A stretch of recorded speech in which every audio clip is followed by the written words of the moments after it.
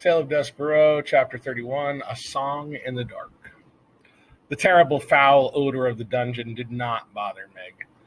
Perhaps it is because sometimes when Uncle was giving her a good clout to the ear, he missed his mark and delivered a good clout to Meg's nose instead.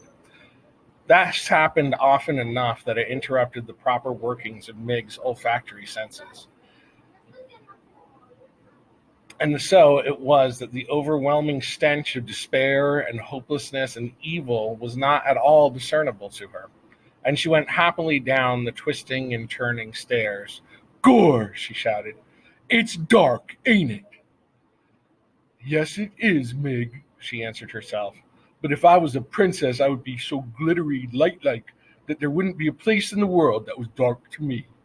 At this point, Miggery Sow broke into a little song that went something like this. "I ain't the Princess Pea, but someday I will be. The pea-ha-he, someday I will be." Meg, as you can imagine, wasn't much of a singer, more of a bellower, really. But in her little song, there was, to the rightly tuned ear, a certain kind of music. And as Meg went singing down the stairs of the dungeon, there appeared from the shadows a rat, wrapped in a cloak of red, and wearing a spoon on its head. "Yes, yes," whispered the rat. "A lovely song. Just the song I have been waiting to hear." And Rescuro quietly fell in step beside Miggery Sow. At the bottom of the stairs, Mig shouted out into the darkness, "Gore! It's me, Miggery Sow. Most calls me Mig. Delivering your food. Come and get it, Mr. Deep Downs." There was no response. The dungeon was quiet, but it was not quiet in a good way. It was quiet in an ominous way. It was quiet in the way of small, frightening sounds.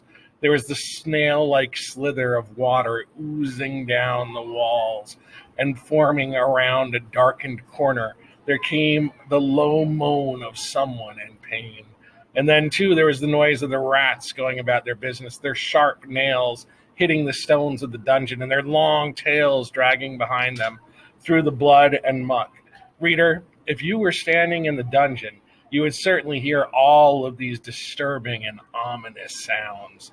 If I were standing in the dungeon, I would hear these sounds. If we were standing in the dungeon, we would hear these sounds, and we would be very frightened. We would cling to each other in our fear. But what did Miggery Sow hear? That's right, absolutely nothing. And so she was not afraid at all, not in the least. She held the tray up higher, and the candle shed its weak light on the towering pile of spoons and bowls and kettles. "Gore," said Meg. "Look at them things. I ain't never imagined there would be so many spoons in the whole wide world."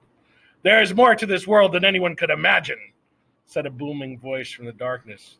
"True, true," whispered Rescuro. "That old jailer speaks true." "Gore," said Meg. "Who said that?" And she turned in the direction of the jailer's voice.